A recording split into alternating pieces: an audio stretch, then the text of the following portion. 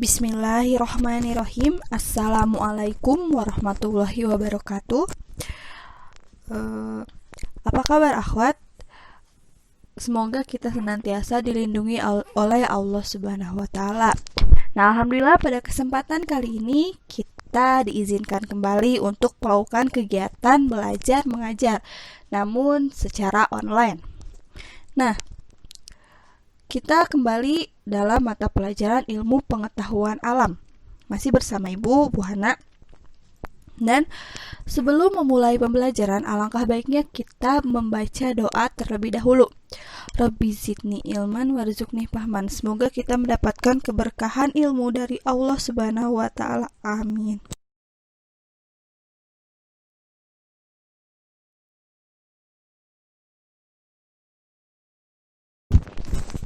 Materi yang akan kita pelajari hari ini adalah tentang sistem gerak pada manusia. Seperti yang kita ketahui, bergerak adalah salah satu ciri makhluk hidup. Selain bernapas, membutuhkan makanan, makhluk hidup juga bergerak. Nah, makhluk hidup itu ada tumbuhan, hewan, dan manusia. Nah, apakah kalian menyadari bahwa tumbuhan juga bergerak?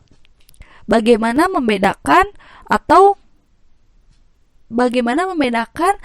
gerak pada tumbuhan, gerak pada manusia, dan gerak pada hewan? Nah, di sini kita akan belajar terlebih dahulu tentang sistem gerak pada tumbuhan. Nah, ada definisi dari sistem gerak pada tumbuhan. Merupakan kemampuan pada tumbuhan dalam upaya melakukan respon terhadap suatu rangsangan yang ada di sekitarnya. Nah, sistem gerak pada tumbuhan dibagi menjadi 3. Ada gerak higroskopis, ada gerak endonom, dan ada gerak etionom.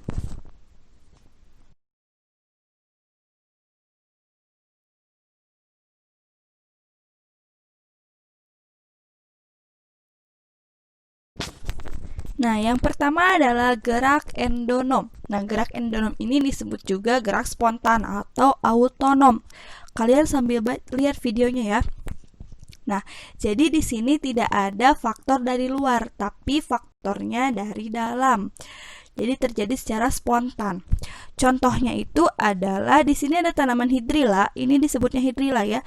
Nah, setelah diteliti atau dilihat menggunakan mikroskop, ada yang itu yang hijau-hijau, itu namanya sitoplasma. Nah, sitoplasma spontan bergerak sendiri di dalam sel hidrilla itu. Nah, ini adalah contohnya. Jadi contohnya adalah gerakan sitoplasma pada tumbuhan hidrilla ya.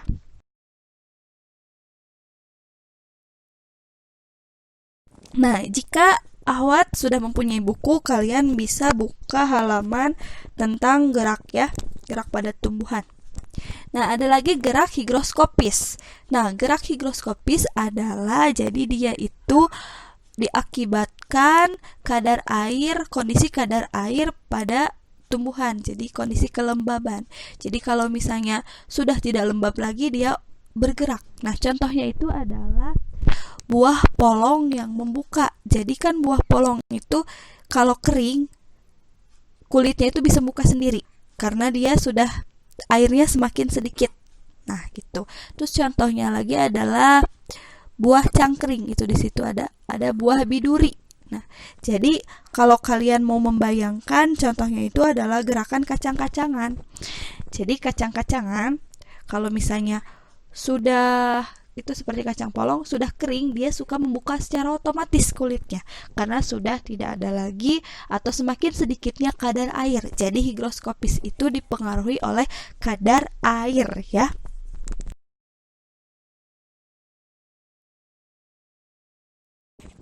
Nah, yang ketiga adalah gerak etionom. Nah, gerak etionom dibagi menjadi 3 lagi. Nah, sebelum ke pembagian gerak etionom, ada pengertian dari gerak etionom. Jadi gerak etionom itu adalah gerakan yang dipengaruhi oleh rangsangan dari luar, dari bagian luar tubuh tumbuhan. Jadi kalau gerak endonom itu dari dalam dan secara spontan, gerak higroskopis dipengaruhi oleh kadar air. Gerak etionom adalah dipengaruhi oleh rangsangan luar dari tubuh tumbuhan. Ya, ini dibagi 3. Kita tidak akan membahas semuanya. Kita hanya membahas tentang gerakan tropisme. Gerak nasti dan taksis kita akan bahas di pertemuan selanjutnya.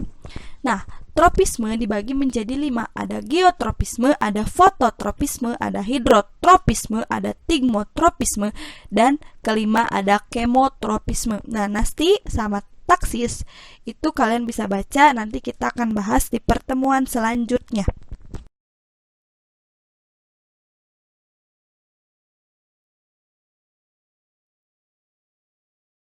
Nah, kita akan bahas tentang gerak tropisme.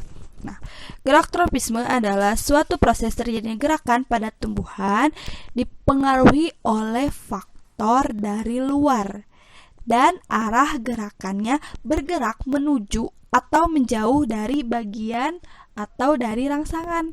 Jadi gerak tropisme adalah terjadinya gerakan pada tumbuhan oleh rangsangan dari luar dan arah gerakannya selalu menuju atau menjauhi sumber rangsangan. Nah, gerakan yang menuju rangsang disebut tropisme positif. Gerakan yang menjauhi rangsangan disebut tropisme negatif. Ingat ya, yang menuju itu tropisme positif, yang menjauh itu adalah tropisme negatif.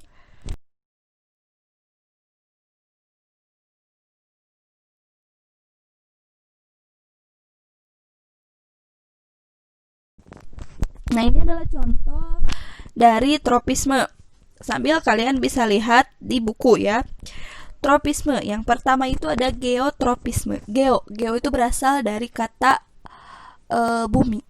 Geotropisme berarti rangsangannya adalah gravitasi bumi. Nah, di sini ada contoh tumbuhan di pot yang jatuh. Ada yang ke atas, ada yang ke bawah. Nah, yang ke atas itu adalah batang daun. Nah, yang ke bawah itu adalah akar. Geo, bumi. Bumi itu berarti, gravitasi bumi itu berarti di dalam. Nah, yang ke dalam berarti akar. Akar itu ke dalam ya. Berarti disebut geotropisme positif karena dia mendekati gravitasi bumi. Nah, sedangkan batang dan daun dia itu ke atas. Yaitu berarti menjauhi gravitasi bumi, itu disebut geotropisme negatif. Gitu. Ada lagi fototropisme. Fototropisme itu foto berasal dari kata foto yaitu cahaya. Nah, di sini ada tumbuhan. Tumbuhan itu dia disimpan di dalam dan sinar mataharinya di luar. Bunganya itu mengarah keluar. Sedangkan di luar itu ada cahaya. Berarti dia disebut fototropisme positif karena dia mendekati sumber cahaya. Jadi rangsangannya adalah cahaya.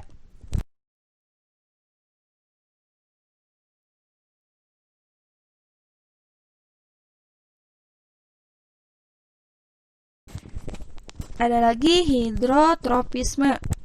Berasal dari kata hidro berarti air. Nah, di sini ada contoh tanaman yang disiram. Si akarnya itu melakukan hidrotropisme positif. Kenapa positif? Karena akarnya itu mendekati arah rangsang, yaitu air. Nah, ada lagi yang keempat, tigmotropisme. Artinya berasal dari kata tigmo, yaitu tekanan. Nah, tigmo berasal dari tekanan atau sentuhan. Contohnya itu adalah sulur. Ya, sulur mentimun. Karena dia itu bersentuhan dengan batang, akhirnya si sulur timun melilit batang atau mendekati batang. Berarti sulur itu melakukan tigmotropisme positif karena mendekati arah rangsang, yaitu menyentuh batang yang ada dekat dengan sulur.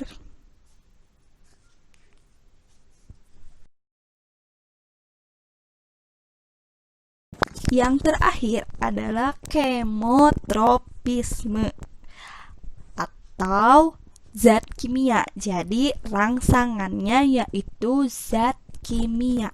Contohnya di sini ada tumbuhan yang dikasih air sabun, ada tumbuhan yang dikasih pupuk.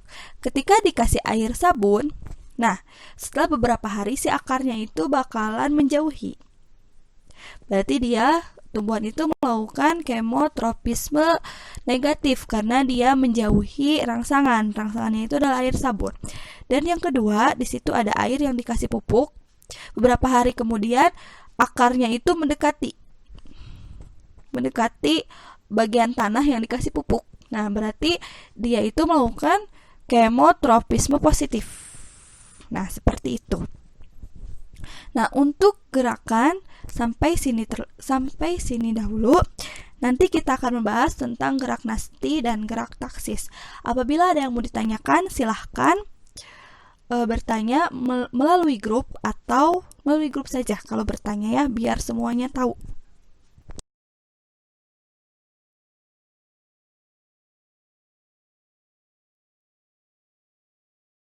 Nah, alhamdulillah materi hari ini selesai tentang gerak pada tumbuhan.